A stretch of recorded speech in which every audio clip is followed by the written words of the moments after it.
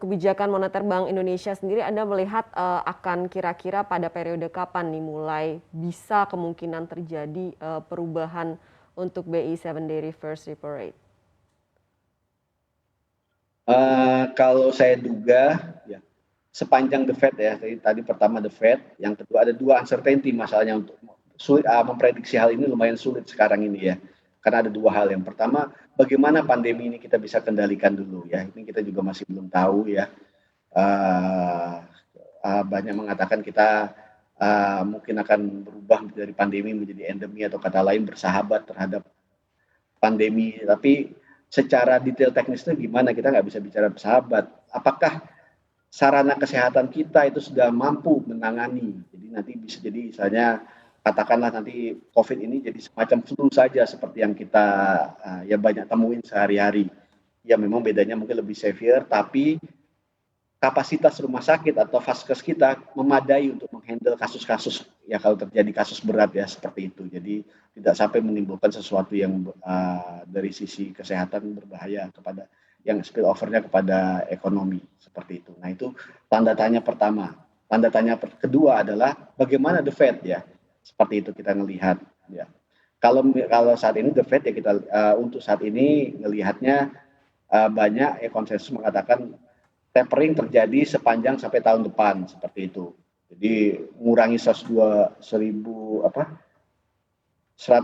miliar per bulan pembelian surat berharga menjadi tidak ada, itu sebenarnya juga butuh sesuatu yang jangan sampai menggoncang pasar mereka juga. Nah itu akan dilakukan secara perlahan dan di saat itu pasti akan transisi, nggak langsung dari situ naik suku bunga. Jadi ya saya kira 2 tahun ke depan itu dari globalnya itu saya kira akan benign ya, istilahnya suku bunga itu rendah seperti itu. Jadi dengan demikian ya mungkin di 2022 sekalipun tuh suku bunga moga-moga masih kita bisa tahankan seperti itu. Memang satu lagi uncertainty adalah kalau kita pulih, nah ini biasanya penyakitnya di Indonesia adalah defisit neraca berjalan. Kalau kita pulih, kita khawatir defisit neraca berjalannya juga segera membengkak lagi.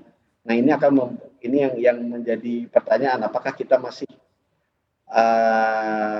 bisa meng-attract jumlah dana asing masuk untuk meng-cover itu ya tanpa harus merubah suku bunga. Nah itu masih ada tanda tanya di situ. Saya kira sih pertanyaan seperti ini kalau saya melihat dalam terjadinya pandemi selama setahun 2 tahun terakhir, posisi Indonesia di radar investor global itu cukup baik ya.